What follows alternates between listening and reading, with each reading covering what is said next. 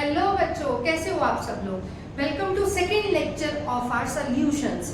पिछले लेक्चर में हम लोगों ने कंसंट्रेशन टर्म्स के बारे में पढ़ा था और पिछली क्लास वाइंड अप करते हुए मैंने तुम्हारे को 3 क्वेश्चंस दिए थे।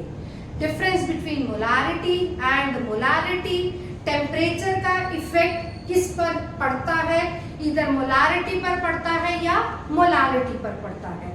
तीसरा क्वेश्चन तुम्हारे साथ था कि मोलारिटी और मोलारिटी में से विच वन इज ग्रेटर। तो उन 3 क्वेश्चन के आंसर मैंने इस बोर्ड पर लिखे हुए हैं। सबसे पहला क्वेश्चन था डिफरेंस बिटवीन मोलारिटी और मोलारिटी। बहुत सिंपल सी बात, तुम लोग इनकी डेफिनेशन लिख देना, right, then symbol note down कर दोगे। उसके बाद तुम लोग इनका फॉर्मूला भी लिख सकते हो दोनों का। मोलारिटी का भी फॉर्मूला लिख देना डेफिनेशन लिखने के बाद, और मोलारिटी का भी फॉर्मूला लिख देना, ठीक है। उसके बाद मैंने तुम्हारे साथ एक क्वेश्चन डाला था कि टेम्परेचर का इफेक्ट किस पर होता है, मोलारिटी पर या मोलारिटी पर। वही क्वेश्चन मैंने यहाँ पे रीजन में भी ऐड ऑन कर दिया है कि अगर टेम्परेचर बढ़ता है या घटता है तो हमारी मोलारिटी डायरेक्टली प्रोपोर्शनल होती है टेम्परेचर पर, और इसका रीजन है ये वॉल्यूम जो कि लीटर्स में है, ठीक है। अगर टेम्परेचर बढ़ता है तो किसी भी सॉल्यूशन का वॉल्यूम हमेशा इंक्रीज होगा, ठीक है। तो यहाँ पे टेम्परेचर बढ़ने से मोलारिटी बढ़ती है, मगर टेम्परेचर बढ़ने से मोलारिटी पर कोई इफेक्ट नहीं पड़ता, क्योंकि हम लोग यहाँ पर सॉल्वेंट को उठा रहे हैं जो कि किलोग्राम में है। इतना क्लियर। और अगला क्वेश्चन था विच इज ग्रेटर, मोलारिटी और मोलारिटी। हमेशा मोलारिटी, सॉरी यहाँ पे आ रहा था मोलालिटी हमेशा बड़ी होती है as compare to molarity.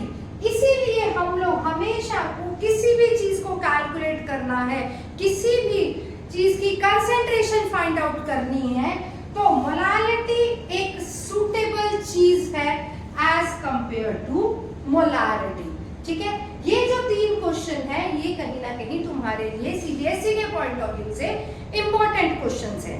Fine. इसके बाद अब मैं तुम सबको एक चीज बोलूंगी, अपने अपने हाथ में अपनी एनसीईआरटी रखेंगे और मैं भी साथ में अपनी एनसीईआरटी रखूंगी, सो दैट मैं तुम्हारे को हर एक पैराग्राफ के अकॉर्डिंगली बताती जाऊं कि एनसीईआरटी में हर पैराग्राफ में क्या क्या चीज ऐड ऑन हुई पड़ी है। उससे पहले मैं इसको इरेज करने से पहले तुम लोग इस चीज का स्क्रीनशॉट ले सकते हो। बच्चों हमारे पास एनसीईआरटी में टॉपिक है 1.3 सॉल्युबिलिटी वाला, ठीक है। अपनी अपनी एनसीईआरटी में solubility of solid in liquid वाला पेज तुम लोग ओपन करके रखोगे, ठीक है। हर एक पैराग्राफ को एक्सप्लेन किया गया है इन टर्म्स ऑफ, तुम लोग शॉर्ट नोट्स लगा लो या मोर देन सफिशिएंट है इसको करना, but yes keep your NCERT with you. पहला पैराग्राफ और दूसरा पैराग्राफ, अभी जो इतने पोर्शन पर मैंने लिखा हुआ है ये पोर्शन मैंने फर्स्ट पैराग्राफ को एक्सप्लेन किया, इस वाले पोर्शन में मैंने सेकंड पैराग्राफ को एक्सप्लेन किया, ठीक है। मैं पहले एक्सप्लेन कर देती हूँ, उसके बाद तुम अपने शॉर्ट नोट्स के लिए इसका स्क्रीनशॉट ले सकते हो, ठीक है। अपने अपनी एनसीईआरटी अपने पास रखेंगे। Let us discuss first and second paragraph. Fine. मैंने सबसे पहले लिखा है लाइक डिसॉल्व लाइक। हम लोगों के पास सॉल्युबिलिटी स्टार्ट होती है जब एक सॉल्यूट एक सॉल्वेंट के साथ मिक्स होके एक सॉल्यूशन फॉर्म करता है, ठीक है। अब वो जो सॉल्यूट है वो सॉलिड भी हो सकता है, वो लिक्विड भी हो सकता है, वो गैसेस भी हो सकता है, ठीक है। सबसे पहला टारगेट हम लोग करते हैं सॉलिड इन लिक्विड्स में। बहुत सिंपल सी एग्जांपल लेते हैं डेली रूटीन की। हम लोगों को क्या होता है, पानी लिया, पानी में चीनी मिक्स की, चीनी is in the form of solid, ठीक है। अब जब तुम चीनी को पानी में मिक्स करते हो, तुमने पहले 1 स्पून डाला, फिर तुमने दूसरा स्पून डाला, तो कहीं ना कहीं उस पानी के अंदर चीनी का टेस्ट आना स्टार्ट हो जाता है। दैट मीन्स पानी में जब तुम चीनी मिक्स कर रहे हो या तुम पानी में नमक मिक्स कर रहे हो तो तुम्हारे पास कंसेंट्रेशन में चेंज आता है। बट एक कंडीशन है, हर एक सॉलिड पानी में डिसॉल्व नहीं होगा। कुछ सॉलिड जो है वो अल्कोहल में डिसॉल्व होंगे, कुछ बेंजीन में डिसॉल्व होंगे। ऐसे ही हमारे पास टॉपिक निकल के आया लाइक डिसॉल्व लाइक, मतलब जो पोलर सॉल्वेंट्स हैं, तो तुमने क्लास 11th में पोलर और नॉन पोलर के बारे में कहानी पढ़ी थी। पोलर सॉल्वेंट हमेशा पोलर के साथ ही मिक्स होते हैं, ठीक है, और नॉन पोलर के साथ मिक्स होते हैं। फाइन, तो यहाँ पे मैंने शुगर और सॉल्ट लिखा। चीनी और नमक हमेशा पानी में मिक्स होता है, बहुत इजीली मिक्स होता है, जो हम लोग डेली रूटीन में देखते हैं। मतलब चीनी और पानी या नमक और पानी दोनों की नेचर कैसी है, दोनों ही पोलर है, ठीक है। उसके बाद है नॉन पोलर के साथ मैंने तुम्हारी बुक से ही एग्जांपल उठाई है। जो नैफ्थलीन और एंथ्रासिन्स हैं, ये तुम्हारे पास बेंजीन में ही मिक्स होंगी। नैफ्थलीन कभी भी तुम्हारे पास पानी में मिक्स नहीं होता। सिंपल सी बात अगर बात करें, जैसे हमारी नेचर है, हम भी अपने साथ में जो अपना दोस्त बनाओगे तुम लोग, उनकी भी नेचर कहीं ना कहीं तुम्हारी तरह मिलती होगी। सेम वैसे ही वही सॉलिड उसी लिक्विड में मिक्स करेगा जिनकी सेम नेचर होगी। समझ पाए? जैसे तुम्हारे पास नमक या चीनी वाटर में मिक्स होता है, मतलब भाई इन दोनों की नेचर सेम है। ऐसे नैफ्थलीन तुम्हारे पास बेंजीन में मिक्स होता, that means like dissolve like. ये तुम्हारे पास पहले पैराग्राफ का सॉल्यूशन है। जो पहला पैराग्राफ है वो ये चीज एक्सप्लेन कर रहा है कि पोलर हमेशा पोलर में डिसॉल्व होंगे और नॉन पोलर हमेशा नॉन पोलर में डिसॉल्व होंगे, ठीक है। अब तुम्हारे नेक्स्ट पैराग्राफ में चलते हैं, दूसरे पैराग्राफ में। अपनी पेंसिल के साथ अपनी एनसीईआरटी में ये वर्ड्स मार्क कर लेंगे। सेकेंड पैराग्राफ में कहानी आती है, एक डिसोल्यूशन वर्ड देखोगे तुम लोग, एक क्रिस्टलाइजेशन वर्ड देखोगे तुम लोग, ठीक है। डिसोल्यूशन और क्रिस्टलाइजेशन में डिफरेंस क्या है या इनकी डेफिनेशंस क्या है, ठीक है। डिसोल्यूशन का मतलब सिंपल सा, जब तुम किसी एक सॉलिड सॉल्यूट को सॉल्वेंट में मिक्स करते हो तो तुम्हारे सॉल्यूशन की कंसंट्रेशन इंक्रीज हो जाती है। अभी मैंने तुम्हारे साथ एग्जांपल लिए, तुम लोग चीनी को पानी में मिक्स करते हो, तुमने 1 चम्मच डाला चीनी का, 2 डाला, 3 डाला, तुम जितनी ज्यादा चीनी पानी में डालते जाओगे उतनी पानी में तुम्हारे पास चीनी का फ्लेवर आता जाएगा। फ्लेवर आता जाएगा मतलब तुम्हारी वो जो सॉल्यूशन फॉर्म हो रहा है उसकी कंसंट्रेशन बढ़ती जाएगी। इतना क्लियर है? अच्छा, अब तुम लोग इमेजिन करो, तुमने 2 चम्मच पानी में डाल दिए चीनी के, अच्छे से वो लोग मिक्सअप हो गए, मगर जब तुम 3rd स्पून डालने को आए और तुम फिर से 4th स्पून डाला, तुमने देखा भाई अब तो मेरी चीनी पानी में मिक्स नहीं हो रही या अच्छे से मिक्स नहीं हो रही, नीचे छोटे छोटे से क्रिस्टल्स रह रहे हैं, छोटे छोटे से दाने रह रहे हैं। उस पर्टिकुलर पॉइंट पे आ जाती है तुम्हारी क्रिस्टलाइजेशन। समझ पाए मेरी बात को? तुमने पानी में, या तुम लोगों को चाय की बात करें, चाय में मम्मा ऐसा है कि चाय में ना चीनी कम है, तो तुम क्या करते हो, ऊपर से चीनी डाल दी, तुमने उसको अच्छे से मिक्स किया। जब तुम उसको ऊपर से मिक्स कर रहे हो, तुमने चाय या दूध फिनिश कर लिया, बट जो नीचे बिल्कुल दूध के मग के नीचे तुम्हारे पास छोटे छोटे दाने रह जाते हैं चीनी के। जब तुम कहते हो मम्मी चीनी तो अच्छी तरह से मिक्स ही नहीं हुई, वो पर्टिकुलर पॉइंट पे आ जाता है हमारा वर्ड क्रिस्टलाइजेशन। समझे? क्रिस्टलाइजेशन क्या हुआ? जब कुछ सॉलिड पार्टिकल्स कोलाइड कर जाएंगे सॉलिड सोल्यूट पार्टिकल्स के और वो सेपरेट आउट हो गए, भाई वो मिक्स ही नहीं हुए, तो नीचे चीनी के, नमक के तुम्हारे पास क्रिस्टल्स रह गए हैं। समझे? एक पर्टिकुलर पॉइंट पर जाके क्रिस्टल्स बनने स्टार्ट हो जाते हैं। सबसे पहले तो अच्छे से मिक्स हुआ, ठीक है, मिक्स होने के बाद फिर एक पॉइंट ऐसा आया कि अब चीनी हमारी मिक्स नहीं हो रही, उस टाइम पे चीनी के क्रिस्टल्स रह गए। ये 2 पैराग्राफ है, ठीक है, मैं थोड़ा साइड पे हो रही, तुम इनके स्क्रीनशॉट ले लो, फिर मैं तुम्हारे साथ 3rd पैराग्राफ डिस्कस करूंगी जिसमें तुम्हारे पास सैचुरेशन और अनसैचुरेशन का पॉइंट आएगा, ठीक है। मैं साइड पे हुई हूँ, तुम लोग इसका स्क्रीनशॉट ले सकते। ओके बच्चों, अब हमारे पास नेक्स्ट चीज आती है solubility of gas in liquid, ठीक है। अगर मैं गैस की सॉल्युबिलिटी की बात करूं तो हमारे पास अगेन इमेजिन करेंगे हम लोग डेली रूटीन की एग्जांपल। गर्मी आ रही है तो गर्मियों में हम लोग पीते हैं सॉफ्ट ड्रिंक्स। जितनी भी सॉफ्ट ड्रिंक्स होती हैं उनमें तुम्हारे पास गैस मिक्स की गई होती है किसी एक लिक्विड में। इतना पॉइंट समझते हैं हम लोग। अब जब तुम लोग एक नई बोतल लेके आए, कोल्ड ड्रिंक की नई बोतल लेके आए, पूरी ढक्कन उसका बंद था, जब तुमने उस बोतल को ओपन किया तो ओपन करते साथ उसमें से ना कुछ एक आवाज आती है, कई बार आती है, इमेजिन करके देख लेना या डेली रूटीन में करके देख लेना। तो जब तुम लोगों ने बोतल का ढक्कन ओपन किया ना तो तुमने देखा कि भाई उसमें से जो आवाज आई है ना उसका मतलब है कि उसमें से गैस बाहर निकली है। अब तुमने क्या किया, तुमने नई कोल्ड ड्रिंक ओपन की, ओपन करने के बाद तुमने उसको पिया और थोड़ी सी बच गई, तुमने उसका ढक्कन बंद कर दिया। ठीक है, जब तुमने उसका ढक्कन बंद किया तुमने सोचा कि भाई अब ना मैं कल पीऊंगा सॉफ्ट ड्रिंक्स को। तो जब तुमने वो कोल्ड ड्रिंक खोली ना तो उसको अपने जब गिलास में डाला तुमने देखा कि भाई इसमें तो सिर्फ और सिर्फ मीठा पानी ही है, इसमें हमारे पास गैस खत्म होगी। तो यहां से हमारे पास एक थे हेनरी, उन्होंने स्टडी की थी गैस इन लिक्विड की। हेनरी ने क्या देखा कि जैसे तुम किसी एक गैस के ऊपर प्रेशर इंक्रीज करते हो, ठीक है, जितना ज्यादा तुम एक गैस के ऊपर प्रेशर इंक्रीज करते हो ना उतनी ज्यादा उस गैस की सॉल्युबिलिटी एक लिक्विड में बढ़ती है। ठीक है, एक बच्चे ने क्या किया, अच्छे से सील बंद नहीं की, ढक्कन उसने अच्छे से बंद नहीं किया पीने के बाद कोल्ड ड्रिंक को, दूसरे ने क्या किया, बहुत अच्छे से बंद कर दिया।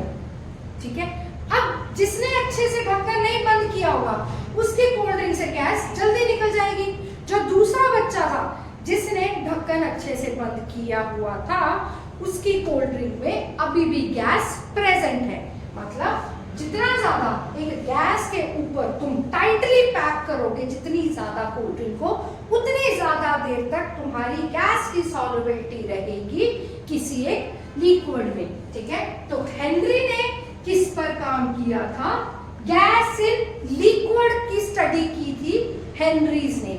हेनरी ने क्या बोला था कि अगर तुम्हें किसी भी गैस की सॉल्युबिलिटी किसी एक लिक्विड में इंक्रीज करनी है तो तुम्हारे को उसका प्रेशर, उसके ऊपर जो प्रेशर अप्लाई करना है वो इंक्रीज करना पड़ेगा। ठीक है, ये तो हेनरी के थॉट्स थे। अब साइमल्टेनियसली क्या हुआ, डाल्टन भी सेम चीज पर स्टडी कर रहे थे। ठीक है, मगर डाल्टन ने एक नया वर्ड इंट्रोड्यूस कर दिया, मोल fraction of gas in a solution is directly proportional to partial pressure। obvious सी बात है, तुम लोग जितना ज्यादा एक गैस के ऊपर प्रेशर डालोगे, जब तुम एक गैस को लिक्विड में मिक्स कर रहे हो तुम उसके ऊपर जितना ज्यादा प्रेशर डालोगे उतनी ही ज्यादा तुम्हारी गैस की कंसेंट्रेशन रहेगी उस लिक्विड में। मतलब कोल्ड ड्रिंक में अगर तुम्हारे पास गैस है तो उसका तुम लोग फ्लेवर फील कर सकते हो। एक बच्चे ने ढक्कन अच्छे से बंद नहीं किया तो तुम्हारे पास कंसंट्रेशन गैस की लिक्विड में से खत्म होगी और उसकी जो सॉफ्ट ड्रिंक थी वो बिल्कुल एक मीठा पानी रह गया। ठीक है, और जो दूसरा बच्चा था उसने अच्छे से टाइटली ढक्कन बंद किया अपनी सॉफ्ट ड्रिंक का, तो उसने जब देखा अगले दिन कोल्ड ड्रिंक को ओपन किया तो उसने देखा कि अभी भी उसमें गैस प्रेजेंट है। मतलब जितना ज्यादा प्रेशर गैस का है that is directly proportional to the concentration of gas in liquid. मगर डाल्टन ने कौन सी कंसंट्रेशन उठाई थी, डाल्टन ने मोल फ्रैक्शन पर काम किया था। दोनों में इतना ही डिफरेंस था। देखो दोनों ने काम तो पार्शियल प्रेशर पे किया, दोनों ने काम तो गैस के ऊपर प्रेशर लगाने पर किया, मगर हेनरी ने तो सॉल्युबिलिटी ऑफ गैस बोल दिया, डाल्टन ने मोल फ्रैक्शन बोल दिया। डाल्टन ने कंसंट्रेशन वर्ड यूज किया, हेनरी ने मिक्सिंग यूज की। इनको मर्ज करके हेनरी लॉ ने क्या स्टेट कर दिया, that partial pressure of gas in vapor phase that is directly proportional to mole fraction of a gas. मैं ये सॉल्यूट को रिप्रेजेंट कर रही हूं ए से, ठीक है। जितना ज्यादा सॉल्यूट पर प्रेशर पड़ेगा, मतलब जितना ज्यादा गैस के ऊपर प्रेशर होगा, उतने ही ज्यादा नंबर ऑफ मोल्स सॉल्यूट के मिक्स होंगे, नंबर ऑफ मोल्स गैस के मिक्स होंगे किसी एक लिक्विड में, ठीक है। तो this is my Henry's law, Dalton ने स्टडी किया, और ये हेनरी का स्पेसिफिकली गैस इन लिक्विड है, पार्शियल प्रेशर ऑफ ए मतलब solute is directly proportional to mole fraction of solute. अब जब प्रोपोर्शनैलिटी का साइन हटता है तो एक कांस्टेंट आता है, ठीक है, and this constant is my Henrys constant. Fine. और ये सारी चीजें हम लोग फिर से रिपीट कर रही हूँ, अपनी एनसीईआरटी से रीड की जाएगी। एक एक लाइन को मैंने कोशिश की है कंबाइन करके उसका कंक्लूजन बताने की, ठीक है। फटाफट इसका स्क्रीनशॉट ले लीजिए। ओके बच्चों, अब हम लोग नेक्स्ट 2 पैराग्राफ्स के बारे में बात करेंगे, जिसमें हम लोगों के पास एक टॉपिक आ रहा है, थर्ड वाले पैराग्राफ में आ रहा है सैचुरेटेड सोल्यूशन और अनसैचुरेटेड सोल्यूशन। अब सैचुरेटेड और अनसैचुरेटेड सोल्यूशन को लेके मैं तुम्हारे साथ तुम्हारे डेली रूटीन की एग्जांपल को भी लेके चलूंगी। चीनी को पानी में मिक्स करना, ठीक है। मैंने तुम्हारे साथ अभी भी डिस्कस किया, तुमने 1 चम्मच चीनी का पानी में डाला, बड़े अच्छे से मिक्स हो गया। तुमने दूसरा चम्मच डाला, वो भी अच्छे से मिक्स हो गया, पर जैसे ही तुम 3rd स्पून डाला, तुमने देखा यार अच्छे से मिक्स नहीं हो रहा, वो मिठास नहीं आ रही, तो तुम लोग 1 और चम्मच डालने की कोशिश करोगे। मगर अब तुमने देखा कि भाई चीनी तो अब पानी में मिक्स ही नहीं हो रही, पहले 2 चम्मच तो बड़े आराम से मिक्स हो गए थे, मगर अब तो वो मिक्स ही नहीं हो रहे। जब किसी एक सॉलिड का किसी एक लिक्विड में मिक्स होना रुक जाता है, उस पर्टिकुलर पॉइंट को बोला जाता है उसका सैचुरेशन पॉइंट। भाई बस अब और चीनी मत ऐड करना मेरे में, अब मैं और चीनी, लिक्विड कहता है कि अब मैं और चीनी ऐड नहीं कर सकता। वो पर्टिकुलर पॉइंट जो लिक्विड का था, वो पर्टिकुलर पॉइंट आ गया तुम्हारे पास सैचुरेटेड पॉइंट। जब तक तो तुम चीनी पानी में मिक्स करते रहे और वो चीनी पानी में मिक्स होती रही, तब तक तो वो था अनसैचुरेटेड पॉइंट, ठीक है यार, डालते जाओ कोई फर्क नहीं पड़ रहा।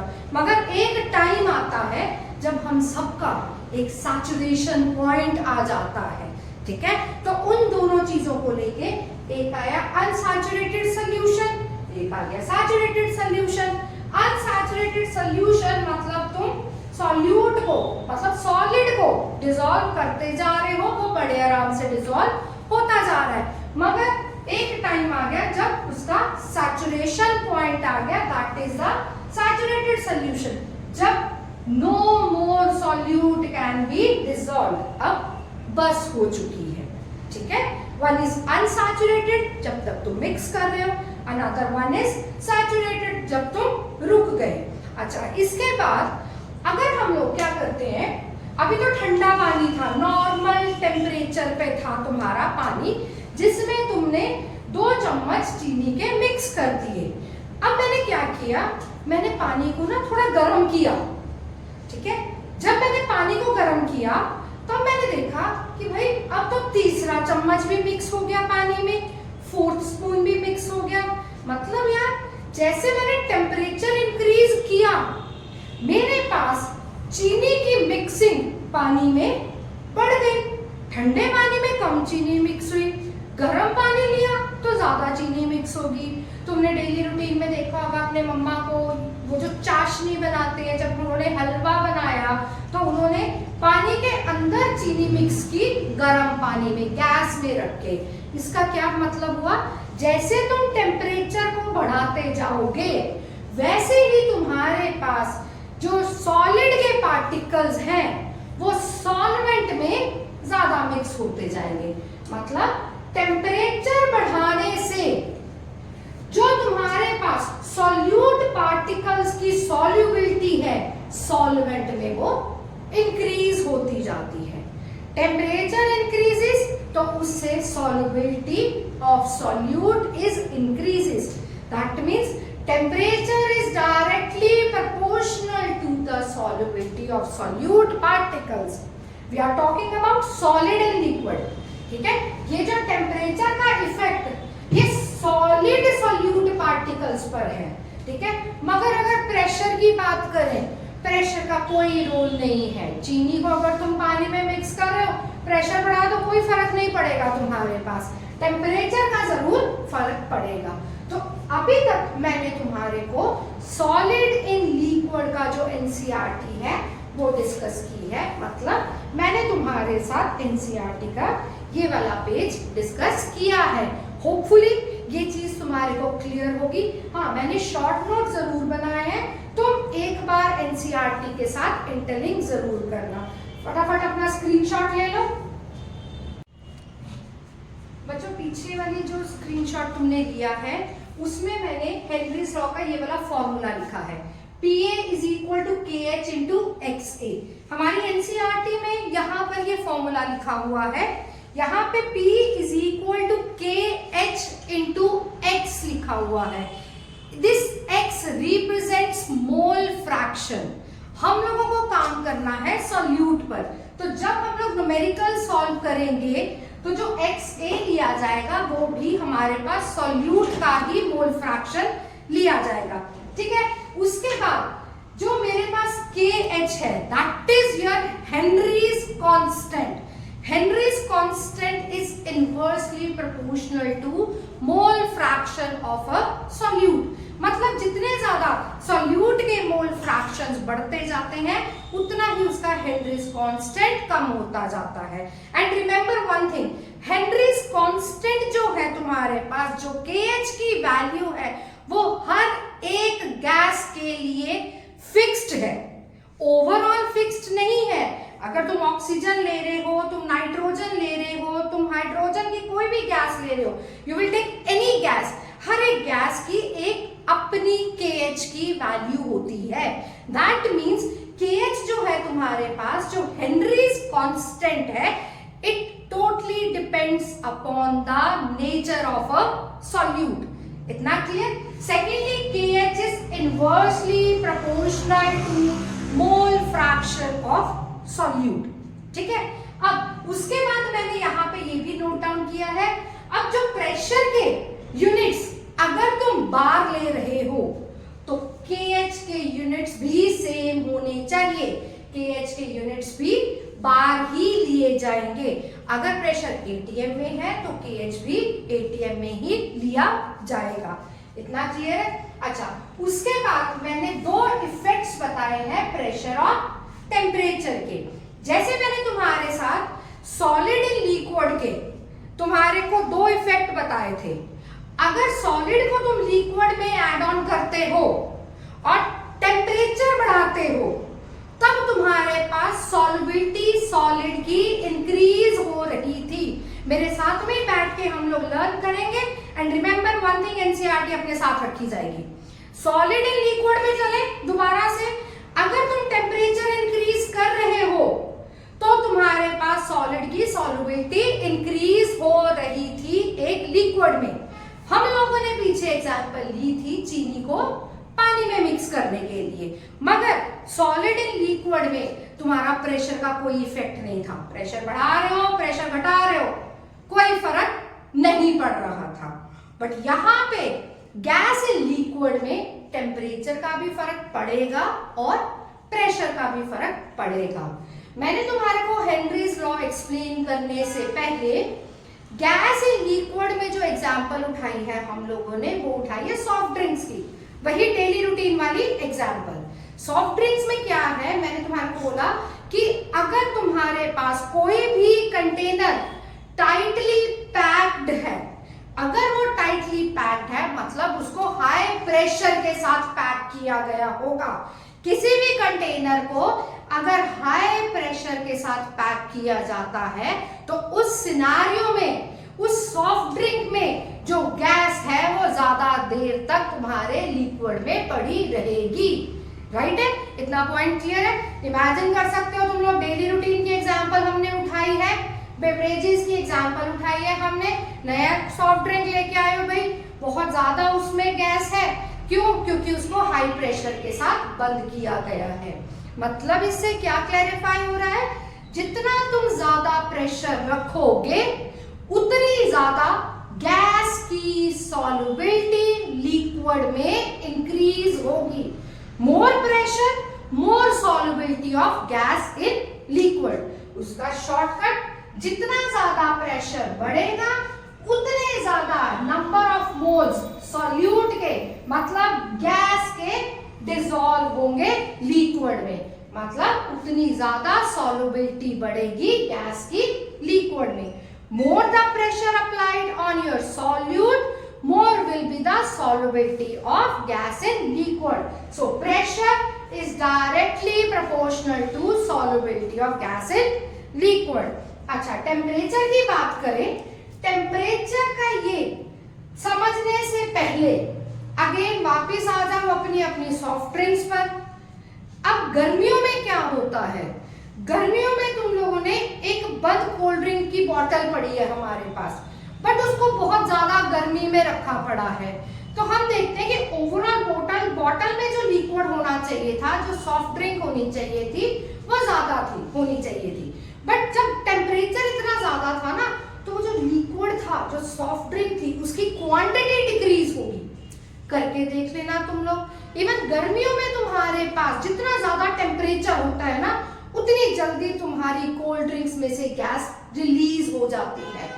बंद कोल्ड ड्रिंक पड़ी है वो फिर भी मीठी ही होगी। मतलब तुम्हारे पास जितना ज्यादा टेम्परेचर बढ़ रहा है, मोस्टली तुम लोग ना बच्चा लोग ये चीज गर्मियों में फेस करते ही हो। तुम सब कोल्ड ड्रिंक पीते हो, तुम्हारे को पता है कि भाई तुम कोल्ड ड्रिंक लेके आए, बट उसका ढक्कन खोला, वो कोल्ड ड्रिंक तो मीठी है, वो तो बेकार है। क्यों? क्योंकि टेम्परेचर ज्यादा था। टेम्परेचर ज्यादा होने से क्या हुआ, तुम्हारे पास जो गैस मिक्स होनी चाहिए थी लिक्विड में, वो मिक्स नहीं हुई, और तुमने बोला भाई ये तो कोल्ड ड्रिंक मेरी मीठी है, बेकार है, इसको फेंक दो। डेली रूटीन में सोच के देखना, मैंने तुम्हारे पास सॉलिड वाले में जो एग्जांपल उठाई है, वो तुम्हारे पास चीनी को लिक्विड में मिक्स करने की उठाई, मगर गैस की एग्जांपल हम लोग किसकी उठा रहे हैं, अपनी कोल्ड ड्रिंक्स की एग्जांपल उठा रहे हैं। ठीक है, तो अगर हम टेम्परेचर को इंक्रीज करते जा रहे हैं, बाहर गर्मी बहुत है, जितनी ज्यादा गर्मी है उतनी तुम्हारे पास सॉफ्ट ड्रिंक का काम खत्म है। इसीलिए अगर मैं बात करूं तुम्हारे से, अगर तुम गर्म कोल्ड ड्रिंक खोल के पीते हो तो वो मिठास में दिखेगी। तुम सबसे पहले कोल्ड ड्रिंक को अपने फ्रिज में लेके जाके उसको ठंडा करते हो, तभी तुम्हारे को उस कोल्ड ड्रिंक का फ्लेवर मिलता है। गर्म कोल्ड ड्रिंक गर्मियों में पीने का मजा नहीं आता। क्यों? क्योंकि टेम्परेचर होता है ज्यादा। टेम्परेचर ज्यादा होने से तुम्हारे पास गैसेस की सॉल्युबिलिटी लिक्विड में कम हो जाती है। ठीक है, तो हम लोग गर्मियों में हमेशा कोल्ड ड्रिंक कैसी पीते हैं, ठंडी पीते हैं। गरम कोल्ड ड्रिंक का कोई टेस्ट नहीं होता है। फाइन, तो उससे हमने क्या सीखा, जितना ज्यादा टेम्परेचर उतनी कम गैस की सॉल्युबिलिटी एक लिक्विड में, उतनी ही बेकार हमारी सॉफ्ट ड्रिंक। इतना क्लियर है?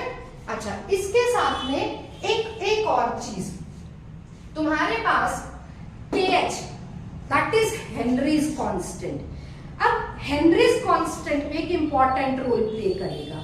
ठीक है, मैंने तुम्हारे को बोला था प्रेशर ज्यादा, नंबर ऑफ मोल्स सॉल्यूट के डिसॉल्व ज्यादा, मगर यहाँ पे देखो KH inversely proportional to mole fraction, मतलब KH inversely proportional to number of moles dissolve. तो यहाँ से हमने क्या देखा, जितना ज्यादा प्रेशर उतना कम KH, उतनी ज्यादा सॉल्युबिलिटी।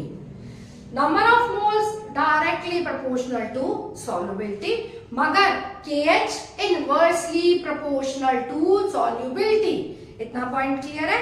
फिर से रिकॉल करते हैं, more KH less solubility, that means more pressure, less KH, more solubility. More temperature, more KH, less solubility. Clear है?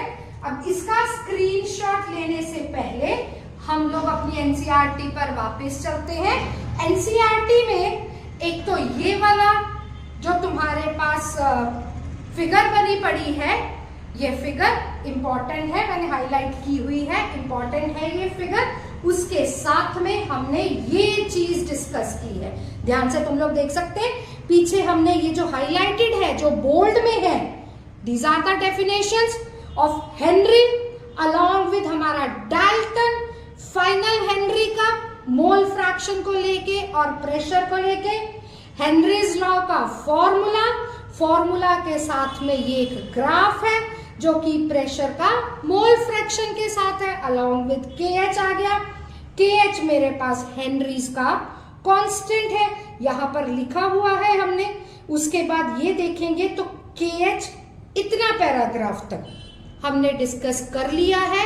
इसके बाद ये जो नीचे ये वाली चीज और अगली एनसीईआरटी में ये इतना पॉइंट। अब हमारे पास नेक्स्ट हम लोग पढ़ेंगे एप्लीकेशंस, हेनरीज लॉ की एप्लीकेशंस क्या है। एप्लीकेशन पढ़ने से पहले तुम लोग इसका स्क्रीनशॉट ले सकते हो और मैं तुम्हारे को रिकमेंड करूंगी, जैसे मैंने अपनी बुक पर, क्योंकि एट एंड हमने एनसीईआरटी ही पढ़नी है, जैसे मैंने अपनी बुक पर पेन से हाईलाइटेड किया हुआ है, तुम लोग इससे कर सकते हो।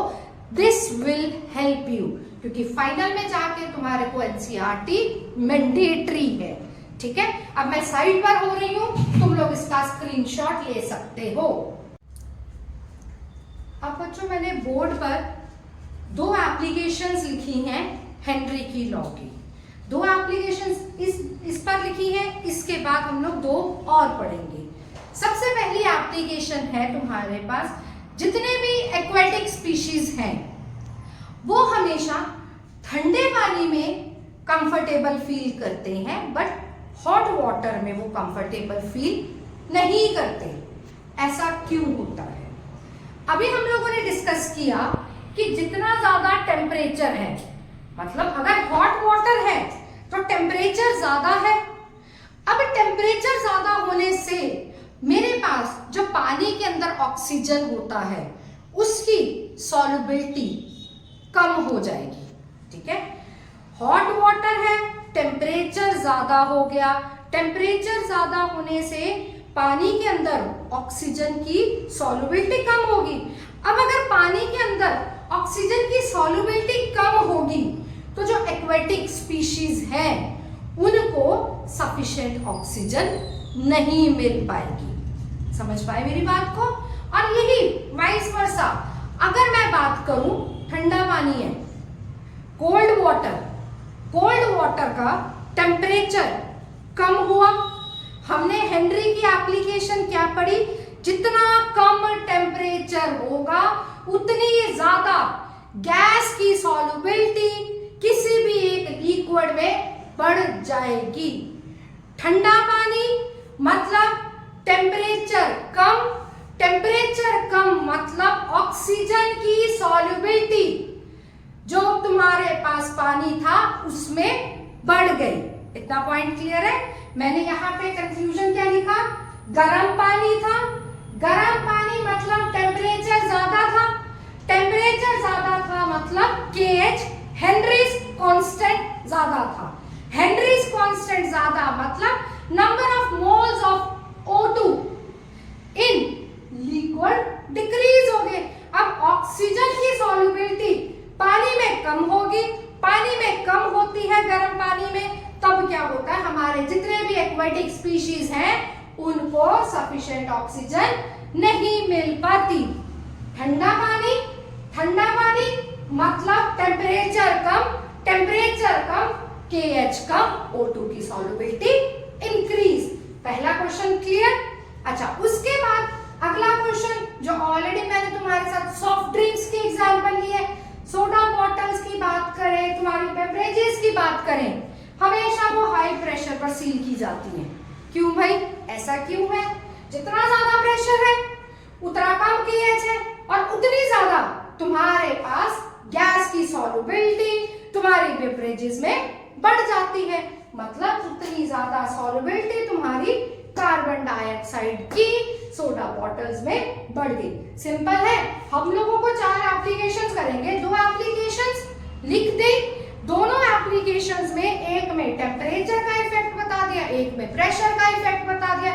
टेम्परेचर बढ़ता है KH बढ़ता है, KH बढ़ता है तो सॉल्युबिलिटी घटती है, प्रेशर बढ़ता है तो KH घटता है, KH घटता है तो सॉल्युबिलिटी गैस की बढ़ जाती है। इन दोनों का स्क्रीनशॉट लो, फिर फटाफट मैं अगली 2 लिख के दूंगी।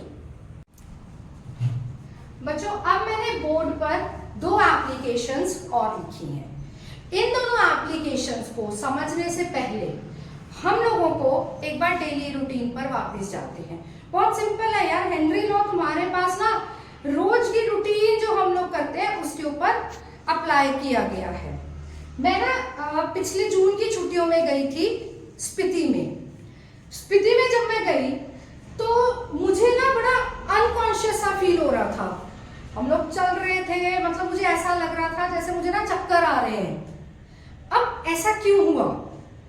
क्योंकि जैसे जैसे हम हाई ऑल्टीट्यूड्स में जाते गए, हाई ऑल्टीट्यूड्स में जाने से हमारे पास जो ऑक्सीजन का प्रेशर है वो घट जाता है। मतलब यार मेरी बॉडी में ना ऑक्सीजन की कमी हो रही थी। तब जब ऑक्सीजन का प्रेशर मेरी बॉडी में घट गया, मतलब यार सॉल्युबिलिटी ऑक्सीजन की मेरी बॉडी में कम हो रही थी। जितना प्रेशर कम होता गया ऑल्टीट्यूड्स में जाते जाते, उतनी ही हमारी बॉडी में ऑक्सीजन की सॉल्युबिलिटी कम होती गई। अब जब ऑक्सीजन की सॉल्युबिलिटी मेरी बॉडी में कम होती गई थी तो उससे सफिशिएंट सप्लाई नहीं मिली मेरी बॉडी को, और मुझे पर्सनली कैसा लग रहा था कि मुझे चक्कर आ रहे हैं, मैं और चल नहीं सकती हूँ, मैं थक गई हूँ। तो जितने भी हमारे पास हम लोग हाई ऑल्टीट्यूड्स पे जाते हैं, माउंट एवरेस्ट पर जाते हैं, या हम लोग कहीं पे भी कश्मीर से भी ऊपर चले जाते हैं, वहां पर क्या होता है, ऑल्टीट्यूड ज्यादा है, ज्यादा ऑल्टीट्यूड से प्रेशर हमेशा कम होता है। तो हेनरी ने यहाँ पर क्या चीज एक्सप्लेन कर दी कि ऑल्टीट्यूड ज्यादा था, ऑक्सीजन का प्रेशर कम होता गया। मतलब मेरी बॉडी में, हमारी बॉडी में क्या हुआ, ऑक्सीजन की सफिशिएंट सप्लाई नहीं हुई। ऑक्सीजन की सप्लाई ना होने से ऑक्सीजन जो मेरे ब्लड में, जो टिश्यूज में, वो अच्छे से मिक्सअप नहीं हुआ। तो जब ऑक्सीजन का फ्लो मेरी बॉडी में अच्छे से नहीं हुआ तो हम लोग क्या चीज फेस करते हैं, नोज ब्लीडिंग फेस करते हैं। हम लोग क्या फील करते हैं कि यार मैं बहुत ज्यादा वीक फील कर रहा हूँ, मतलब हम सोच भी नहीं सकते कि यार मैं थक गया, अब मैं चल ही नहीं पाऊंगा। ठीक है, तो इन सब चीजों को बोला जाता है एनॉक्सिया। डेली रूटीन की एग्जांपल है, छुट्टियों में घूमने गए थे यार, कुछ भी नहीं था, छुट्टियों में मैं स्पीति घूमने गई थी। स्पीति घूमने गई थी, वहां पे मैं अनकॉन्शियस हो गई। अनकॉन्शियस क्यों हो गई थी? क्योंकि मेरी बॉडी में ऑक्सीजन की सप्लाई कम हो गई थी। अब वो ऑक्सीजन की सप्लाई कम होने का कारण क्या था? प्रेशर कम था।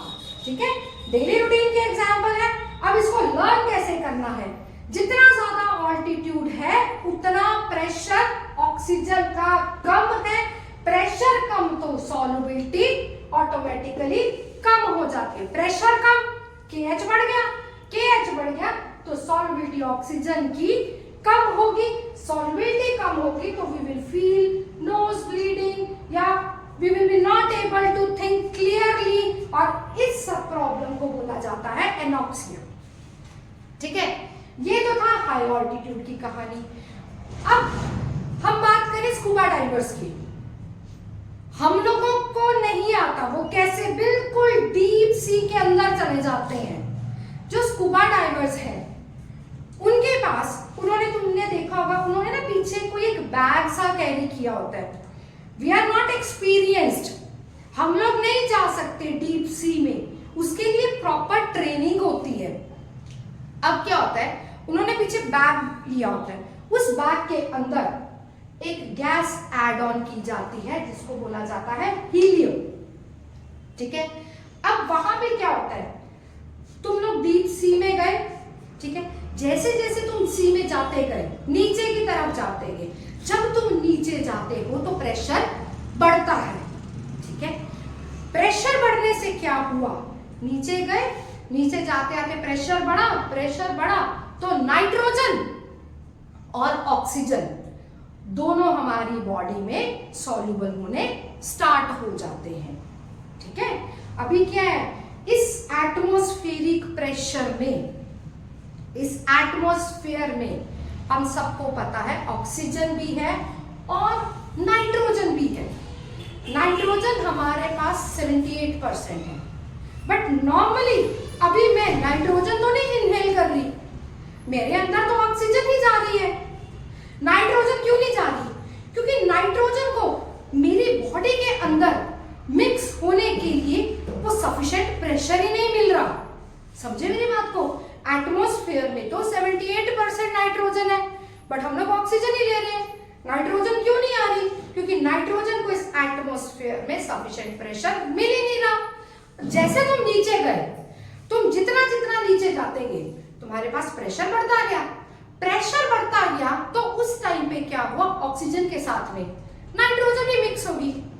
अब ऑक्सीजन तो कहीं ना कहीं मेरी बॉडी यूज कर रही थी, क्योंकि फिजिकल एक्टिविटी हो रही थी, ऑक्सीजन तो मेरी बॉडी यूज कर रही थी, बट वो नाइट्रोजन का क्या, नाइट्रोजन तो स्टिल मेरी बॉडी में प्रेजेंट थी। अब जब नीचे गए और एकदम से अगर हम ऊपर आ गए, ठीक है, वो प्रॉपर टेक्निक होती है, एकदम से ऊपर नहीं आते। नीचे गए, अब मेरे जैसा बंदा एकदम से ऊपर आ गया, एकदम से ऊपर आ गया तो एकदम से प्रेशर में चेंज आ गया, प्रेशर में एकदम से चेंज आने से, मगर अभी भी स्टिल मेरी बॉडी में तो नाइट्रोजन प्रेजेंट है, ठीक है। तो अब क्या होता है, जितने भी स्कूबा डाइवर्स होते हैं वो प्रॉपर टेक्निक के साथ नीचे जाते हैं और प्रॉपर टेक्निक के साथ ऊपर आते हैं। अगर एकदम से ऊपर आ जाएंगे तो वो तो फेट हो जाएंगे, वो तो मतलब इवन डेथ तक हो सकती है हमारी, ठीक है। तो जितने भी स्कूबा डाइवर्स हैं, पहली बात वो पीछे अपना बैग लेके जाते हैं, उस बैग में गैस, एयर के साथ में एक डाइल्यूटेड गैस इन्होंने डाली होती है, जो कि हीलियम डाली होती है। अब हुआ क्या, जितना तुम नीचे गए, जितना ज्यादा प्रेशर बढ़ गया, प्रेशर बढ़ने से नाइट्रोजन और ऑक्सीजन की सॉरी मेरी ब्लड में बढ़ गई, बट भाई ये ऑक्सीजन तो मैं यूज कर रही हूं, जब मैं डीप सी में गई हूं ऑक्सीजन तो यूज कर रही हूं, मगर ये नाइट्रोजन में यूज नहीं कर रही। तो अगर मैं एकदम से ऊपर आ गई, एकदम से ऊपर आने से मेरे पास प्रेशर में चेंज आ गया, जो कि घट गया, मैं इसको साफ साफ लिख देती हूँ, मेरे पास प्रेशर तो चेंज हो गया, ठीक है, पहले प्रेशर ज्यादा था, एकदम से ऊपर आई, प्रेशर तो घट गया, बट स्टिल मेरी बॉडी में अभी भी नाइट्रोजन तो एग्जिस्ट कर ही रहा है। तो उस सिनेरियो पे क्या होता है, बेंड्स हो जाते हैं, बेंड्स एक प्रॉब्लम है, मतलब हमारी डेथ तक हो सकती है। इसलिए इस सब सिचुएशन को टैकल करने के लिए हमारे पास हीलियम यूज किया जाता है। इतना पॉइंट क्लियर है, ठीक है। और ये जो चीजें, ये जो एप्लीकेशन है, एक बार अपनी एनसीईआरटी ओपन करेंगे, एनसीईआरटी में जो ये वाला पेज था, इस वाले में मेरे पास पेज नंबर 7 है एनसीईआरटी का, जो ये वाला पेज है, इसमें तो हमने एक्वेटिक एनिमल्स और प्लांट्स की कहानी पढ़ी थी कि वो ठंडे पानी में एग्जिस्ट कर सकते हैं बट गर्म पानी में नहीं। Then these are the applications. पहली application, second application is a scuba diver, highlighted है मेरे पास, जो यहाँ पे हाईलाइटेड है वो ऑलरेडी बोर्ड पर लिखा हुआ है, एंड ये यहाँ पर लिखा हुआ है टू अवॉइड बेंड्स, तुम्हारे को दिख रहा होगा। उसके बाद नीचे हाई ऑल्टीट्यूड्स वाली कहानी है, ठीक है। तो ये मेरे पास एप्लीकेशंस थी। अब मैं 2 मिनट के लिए साइड पर हो रही हूँ, तुम लोग इसका स्क्रीनशॉट ले सकते हो। बच्चों, हम लोगों ने प्रेशर का इफेक्ट पढ़ लिया है। हमारे पास एक लास्ट टॉपिक रह गया हेनरीज लॉ का, that is effect of temperature, ठीक है। वो हम लोग नेक्स्ट वीडियो में करेंगे। और एक न्यूमेरिकल मैंने हेनरीज लॉ के ऊपर बोर्ड पर लिखा, ये तुम्हारा एनसीईआरटी इन टेक्स्ट क्वेश्चन है। कोशिश करना अगर तुम लोग ये क्वेश्चन ट्राई कर सकते हुए, नहीं तो हम लोग नेक्स्ट वीडियो में टेम्परेचर वाला टॉपिक अलॉन्ग विद कुछ न्यूमेरिकल्स हम लोग स्टार्ट करेंगे नेक्स्ट क्लास में। तब तक के लिए effect of pressure, Henry's law उतना तैयार करके रहना। होपफुली आपको ये सारी चीजें समझ में आई होंगी।